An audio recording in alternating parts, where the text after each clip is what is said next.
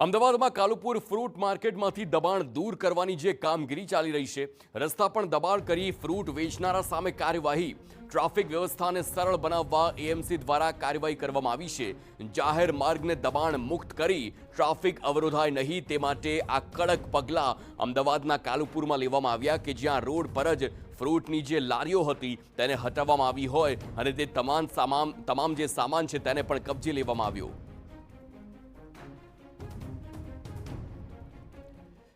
તો આ તરફ અમદાવાદમાં નાના ચિલોડા સર્કલ પર ટ્રાફિક જામનો સામનો કરતા વાહન ચાલકોને મોટી રાહત મળી છે, કારણ કે ટ્રાફિક ન સર્જાય તે માટે અહીં વિશેષ આયોજન કરવામાં આવ્યું. નાના ચિલોડા સર્કલ ખાતે બ્રિજ નીચેના 2 કટને બંધ કરી દેવામાં આવ્યા અને બંને કટમાં 100 મીટરના અંતરે ડાયવર્ઝન આપવામાં આવ્યા.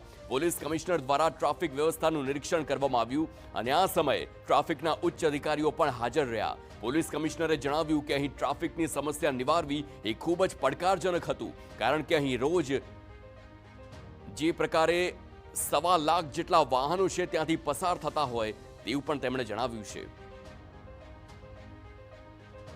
ચેલેન્જ હતો. અહીંયા સર્વે કરાવેલા તો 1,28,000 જેટલા વ્હીકલ્સ એક દિવસમાં પાસ થતા હતા. તો અહીંયા આપણે તમે જોઈ શકો ચેન્જીસ કર્યા છે. આ ડીસીપી ઈસ્ટ મિસ્ટર નરેશ કંજરિયાએ અહીંયા અમુક જગ્યાએ બંધ કરી અને આગળથી બસ 1-1.5 કિલોમીટરનો ડાયવર્ઝન આપ્યું છે. જે સર્વિસ રોડથી વ્હીકલ સીધા જતા હતા એને આપણે થોડું ડાયવર્ઝન આપ્યું છે અને અહીંયા ખૂબ જ સ્મૂથ થઈ ગયા છે. તો આવનારા સમયમાં અન્ય ટ્રાફિક પોઈન્ટનું પણ નિરીક્ષણ કરી યોગ્ય વ્યવસ્થા કરાશે તેમ જણાવ્યું.